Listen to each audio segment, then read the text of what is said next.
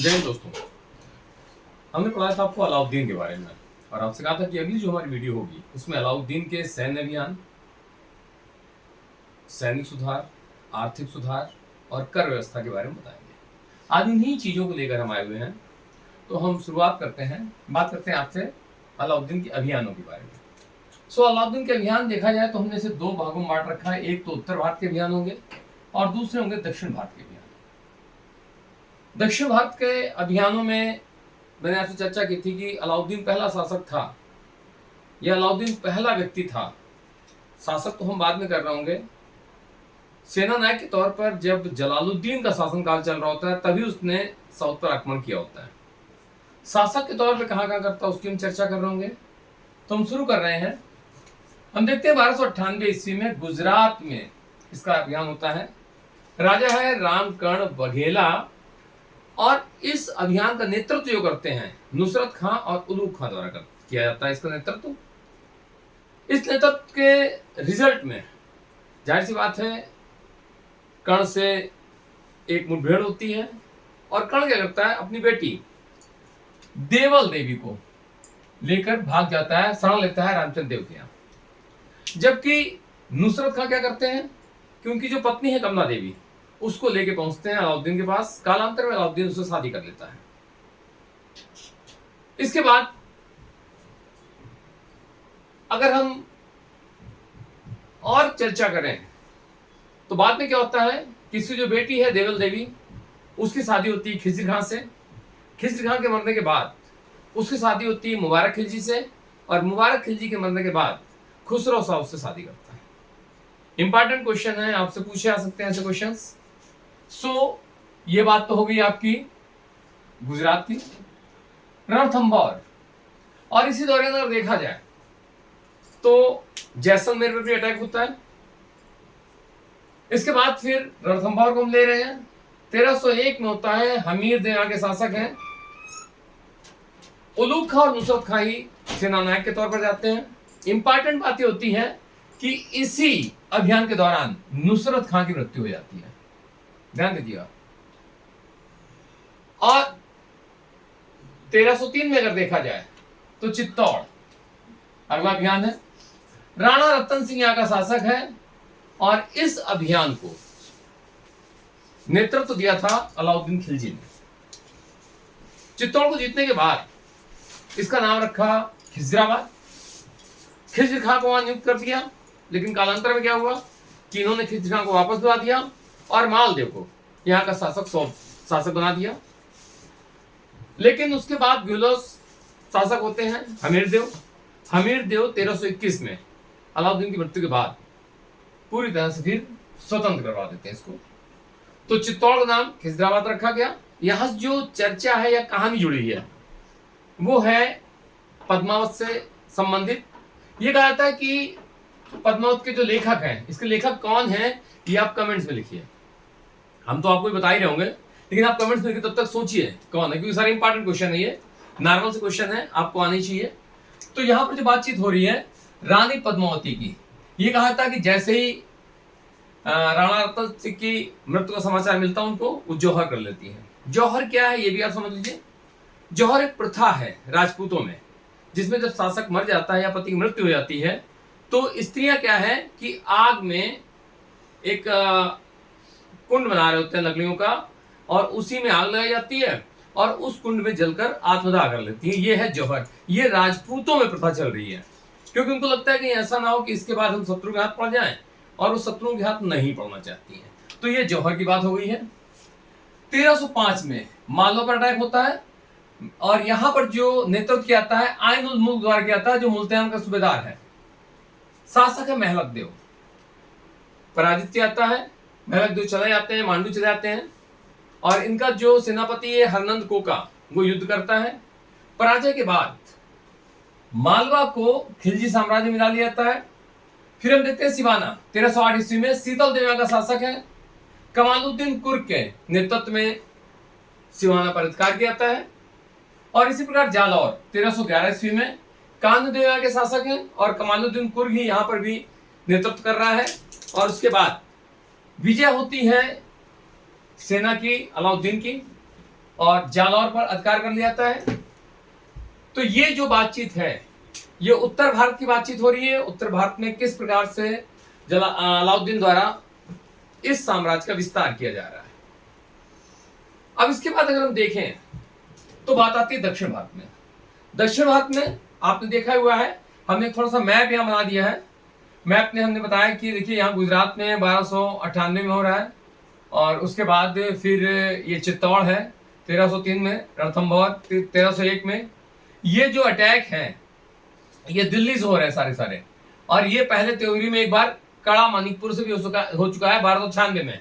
आपको याद होगा जब जलालुद्दीन शासक था तब ये कड़ा मानिकपुर का सूबेदार था उस समय अलाउद्दीन। और इसके बाद आप देख रहे हैं 1307 में देवगिरी पर आक्रमण हो रहा है, फिर 1313 में भी देवगिरी पर आक्रमण हो रहा है, 1310 में होसल में आक्रमण हो रहा है, और 1311 में मदुरई में। तो एक मैप से बताने की मैंने कोशिश की है कि आप समझे कि आखिर इसके अटैक का सिस्टम क्या रहा है, और अगर दिमाग में फीड हो जाएगा तो कंफ्यूजन नहीं रहेगा फिर आपको। तो इस प्रकार से ये साउथ में भी अटैक कर रहा है। अब हम समझ लें कि साउथ में अटैक करने का कारण क्या रहा है। साउथ में अटैक करने का कारण साम्राज्य विस्तार नहीं, जबकि उत्तर भारत में अगर देखा जाए वो अटैक कर रहा है तो उसका सीधे सीधे मतलब ये हो रहा है कि वो अपने साम्राज्य का विस्तार करना चाहता है, क्योंकि अलाउद्दीन खिलजी साम्राज्यवादी है, विस्तारवादी है। लेकिन अगर हम दक्षिण भारत में देखें तो दक्षिण भारत में इतिहास थोड़ा समझना पड़ेगा। अभी तक किसी भी शासक ने यहाँ का नेतृत्व नहीं किया है, लेकिन इसको मालूम है कि हाँ बहुत ज्यादा पैसा है, रुपया है वहां पर। और कहीं ना कहीं एक अटैक जब वो पहले करता है, जब वो सेनापति होता है जलालुद्दीन खिलजी का उस समय, और उस समय जो उसको पैसा मिलता है दक्षिण से, तो उसको समझ में आ जाता है कि दक्षिण में पैसा बहुत ज्यादा है। तो अब जो भी राज्य का संचालन करना, जब वो शासक बनता है तो कंडीशन क्या आती है, उसे एक बहुत बड़ी सेना रखनी पड़ रही है। सेना वो क्यों रख रहा है? सेना रख रहा है मंगोल के जो आक्रमण बहुत सारे हो रहे हैं उसके कारण से, तो उस सेना का रखरखाव भी करना है, खर्चा भी आना है। अब हम समझ लें कि उसकी सेना में कितने लोग थे, तो ये बताया है तकरीबन 4.25 लाख सैनिक थे, 4,75,000 सैनिक थे, और ऐसा कहता है इतिहासकार फरिश्ता। और खास बात ये, मैं तो सुनकर आश्चर्यचकित हो गया जब मैंने पढ़ा पहली बार कि अलाउद्दीन खिलजी एक ऐसा व्यक्ति था जिसको कि अपने सारे के सारे सैनिकों का नाम और चेहरा याद था। एक बहुत बड़ी बात है ये। तो यहां पर ये फरिश्ता ने ऐसा बोला कि इसके पास इतनी सेना थी, तो जाहिर सी बात है, तो अब क्या है कि पैसा भी चाहिए अभियानों के लिए भी। तो क्या करता है, देवगिरी पर अटैक हो रहा है 1296 में।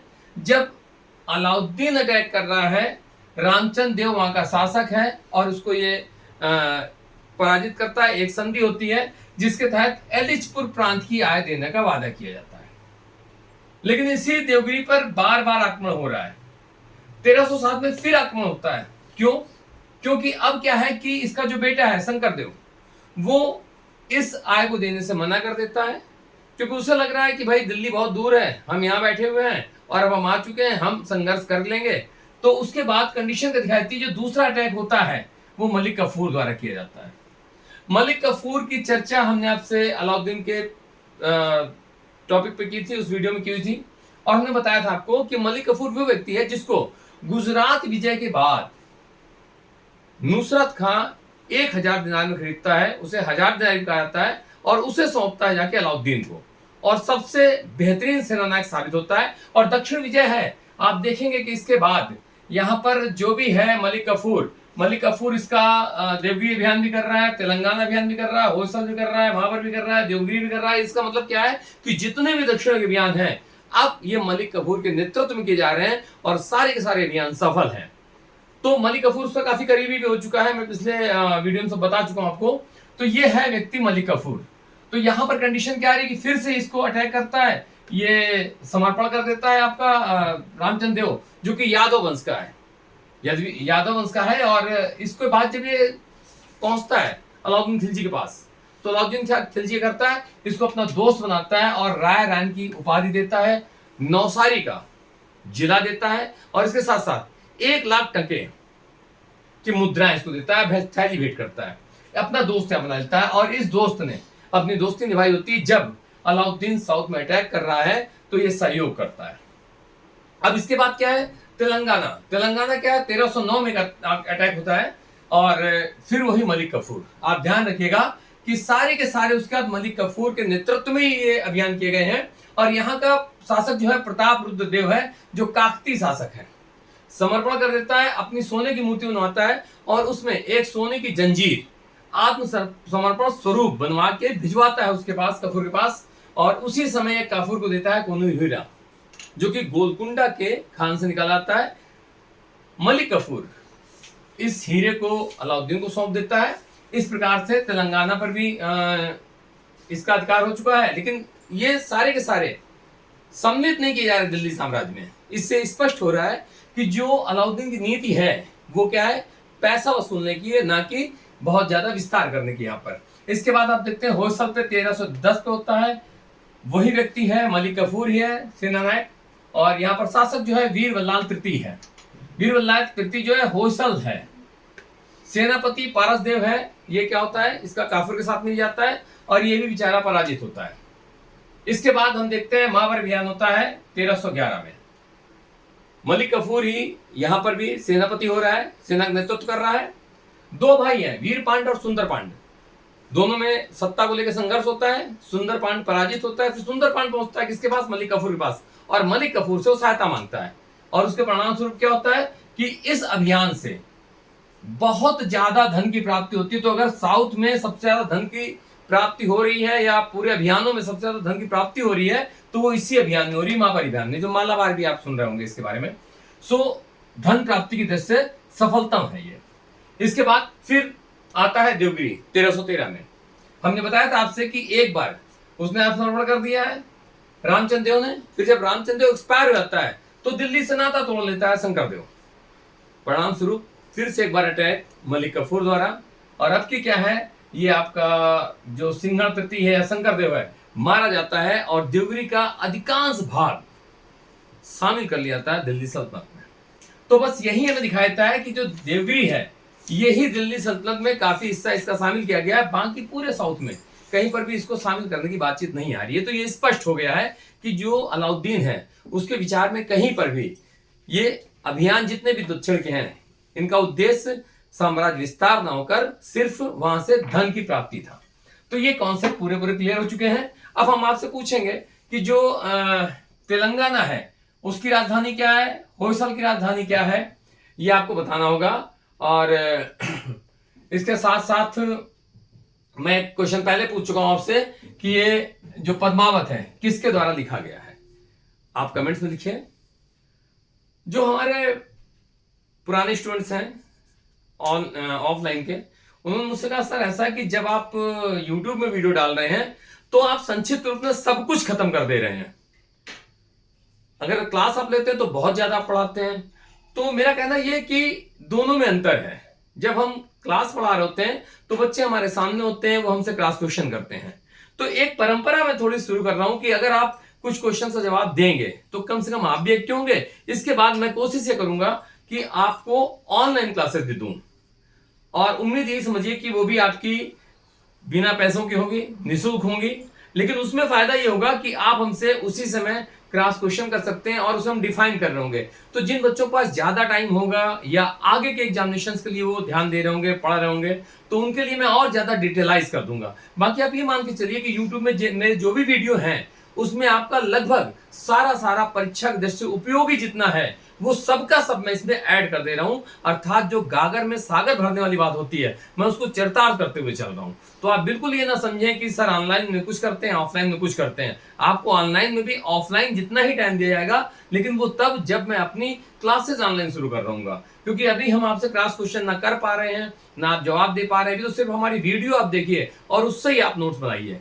जो प्रॉब्लम आपको आती है आप अगर उसमें लिख देंगे कमेंट्स बॉक्स में कि सर ये प्रॉब्लम आ रही है, इसका आंसर क्या होगा, तो उसका हम आपको जवाब देते चलेंगे। तो चलिए आगे बढ़ते हैं। तो यहां तो आगे बातचीत इसके अलाउद्दीन के अभियानों के बारे में, ठीक है ना। चलिए हम क्लियर भी करते हैं आपका। हमने पहला पूछा था क्वेश्चन आपसे पद्मावत। तो पद्मावत जो रचना है वो मलिक मोहम्मद जायसी की है। अब बात मैंने पूछा तेलंगाना की राजधानी क्या थी। तो तेलंगाना की राजधानी है वारंगल। तेलंगाना की राजधानी है वारंगल। एक सेकंड, ब्लैक पेन। तेलंगाना की राजधानी है वारंगल और होयसल की राजधानी जो है वो है द्वार समुद्र। द्वार समुद्र, ठीक है। और जो पद्मावत है वो मलिक मोहम्मद जायसी की कृति है। चलिए ये आंसर हमने दे दिया आपके। अब हम आते हैं इनके सैन्य सुधारों में। सैन्य सुधार में अलाउद्दीन ने क्या किया, स्थायी सेना रखी, नकद वेतन देने की परंपरा शुरू की, 6 माह का नकद वेतन दे भी दिया इनाम के तौर पर। घोड़ों को दागने की प्रथा शुरू की इसने, ताकि पता चल सके कौन किसका घोड़ा है। इसके बाद हुलिया सैनिकों का रखा गया, कहीं ऐसा तो नहीं कोई सैनिक किसी के नाम से वेतन उठा रहे, सैनिक है ही नहीं, ऐसी कंडीशन ना हो। तो भ्रष्टाचार कम करने का एक तरीका ये दिखाई दे रहा सारा सारा। तो स्थायी सेना, नकद वेतन, दाग और हुलिया, ये सारी व्यवस्थाएं की उसने अपने सैन्य सुधारों के लिए। अब यहां बातचीत चलती है हमारी कि कुछ मैंने पॉइंट लिखे हुए ऑलरेडी, कि ये जो सेना रखी उसने सबसे ज्यादा बड़ी सेना, वो किसके लिए रखी, मंगोल जो आक्रमण हो रहे थे, मंगोल आक्रमण से बचाव के लिए। और अब हम देखते हैं इसकी बाजार व्यवस्था। तो बाजार व्यवस्था किसके लिए शुरू की गई, क्योंकि अब बहुत ज्यादा सैनिक हैं, तो उन सैनिकों को अगर सैलरी दी जाएगी तो सैलरी बढ़ा के दी जाए, या बहुत ज्यादा सैलरी देनी पड़ेगी। तो दूसरा तरीका क्या है कि बाजार मूल्य नियंत्रित कर दी जाए, तो कम सैलरी में ज्यादा सेना रखी जा सकती है। तो अगर देखा जाए तो बर्नी ने कहा है कि ज्यादा बड़ी उसने सेना रखी है, तो उनकी वजह से ही इसने बाजार व्यवस्था शुरू की, जबकि खुसरो का कहना यह रहा कि जन कल्याण के लिए इसने बाजार व्यवस्था शुरू की थी। ठीक है, और इसके बाद अब हम बात करते हैं इस बाजार व्यवस्था में इसने 4 प्रकार के बाजार स्थापित किए थे। एक था खाद्यान्न के लिए, खाद्यान्न बाजार। दूसरा निर्मित वस्तु जो थी उनके लिए बाजार बनाया गया। दूसरा सामान्य या दैनिक उपयोग वाली जो वस्तुएं थी उनके लिए बाजार बनाया गया। और चौथा बाजार था पशु एवं गुलाम, इनके लिए बाजार बनाया गया। सराय अदल जो था वो सरकारी धन से सहायता प्राप्त बाजार था। यहाँ 1 टके से लेकर 10,000 टके तक के मूल्य की वस्तुएं बिका करती थी। दीवान रियासत की उसने स्थापना की है। दीवान रियासत क्या है, बाजार नियंत्रण व्यवस्था का अधिकारी होता था, और जिस भी व्यक्ति को बाजार में आना होता था, व्यापार करना होता था, वो इसके पास अपना पंजीकरण करवाता था। इसके बाद सहनाई मंडी, ध्यान दीजिए आप, जो सहनाई मंडी है उसका काम क्या है, ये अनाज मंडी एक तरीके से आप देख सकते हैं, अनाज मंडी है। और सहना मंडी जो अधिकारी नियुक्त किया गया वो किया गया मलिक कबूल को, जबकि दीवान रियासत जो अधिकारी नियुक्त था वो था मलिक याकूब। अलाउद्दीन द्वारा नियुक्त अधिकारी है ये। इसके साथ साथ अब गुप्तचर व्यवस्था भी उसने इसी मेंटेन की। बरीक और मुन्हियान, जिन्हें मुन्ही भी कहा गया, ये लोग भी रखे गए। ये बताया जाता है कि अलाउद्दीन इतना सख्त मिजाज था कि उसका ये मानना था कि किसी भी चीज का दाम ना बढ़े और उसके साथ साथ किसी भी चीज की घटतौली ना हो। अर्थात अगर कोई व्यक्ति आ रहा तो ये जो कांटा मारने वाली बात होती है, एक छोटी सी बातचीत की जाती है कि भाई उसने कांटा मार दिया, इसका मतलब क्या है कि जितना वस्तु देनी चाहिए उससे कम दी है, उसने कम तौला है। तो वो क्या करता था, इस जांच के लिए ऐसा कहा था कि वो छोटे छोटे बच्चों को भेज देता था पैसे लेके कि आप बाजार से सामान लेके आओ। और अगर कोई व्यक्ति, कोई दुकानदार कम सामान देता था तो इसका काम क्या होता था, उस व्यक्ति ने जितना कम सामान दिया होता था उसके पैसे नहीं काटता था, वो उस व्यापारी के शरीर से उतना मांस काट लेता था। अब आप समझिए, जब इतनी सिंपल व्यवस्था कोई रख देगा तो भ्रष्टाचार कहां से होगा, किसकी हिम्मत पड़ेगी। तो इतना सख्त था बाजार को लेकर ये। इसके बाद एक अधिकारी था परवाना नवीस, जो कि परमिट जारी करता था व्यापारियों का। मुहतसिब एक अधिकारी की नियुक्ति इसने की है, जो कि माप तौल का अधिकारी है। इसके साथ साथ ये आचरण पर भी निगाह रख रहा है, लोगों के जन सामान के आचरण पर निगाह रख रहा है। इसी मुहतसिब का नाम आपको बाद में भी मिलेगा मुगल साम्राज्य काल में। आप लिखिएगा कमेंट में कि किसने नियुक्ति की थी मुगल काल में मुहतसिब की। तो एक काम तो इसका ये भी था कि वो मुहतसिब भी क्या है, लोगों के आचार विचार की निगरानी कर रहा है। उसके साथ साथ एक और भी काम है जो कि माप तौलना के दूसरा काम है, आप उसे भी कमेंट में लिखिएगा। इसके बाद नाजिर, जो इसका सहयोगी होता था और माप तौल से संबंधित था। अब हम बात करते हैं भू राजस्व व्यवस्था के बारे में। तो भूमि की नाप करवा के इसने क्या किया कि लगान लेना सुनिश्चित किया। जो भूमि की नाप कराई है इसका नाम दिया गया मसाहत, और भूमि की इकाई को बिस्वा माना है। भू राजस्व जो है वो इसने फसल का 50% निर्धारित किया है, और ये अनाज और नकद दोनों के रूप में लिया जाता था।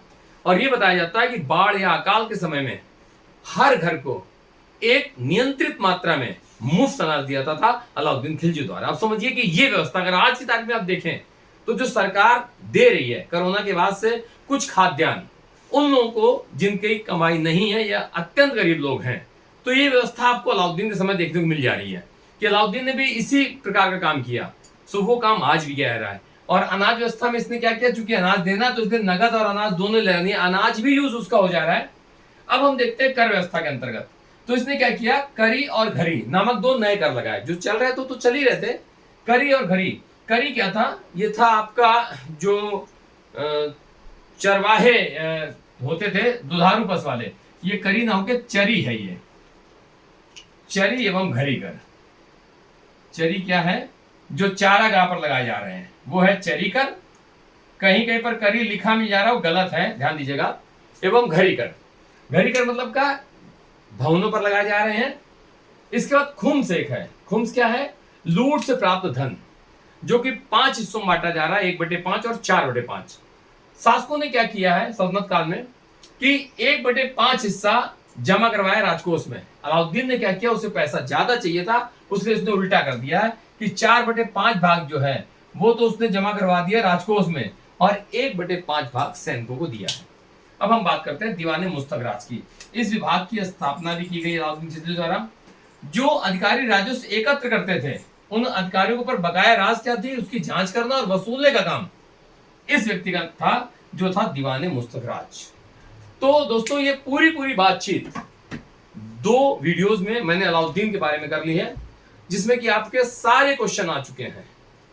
अगला जो हमारा टॉपिक होगा, अब हम बात कर रहे होंगे आपके अगले वंश की, और अगला वंश आपका है तुगलक वंश। तब तक के लिए आपसे इजाजत चाहेंगे। धन्यवाद।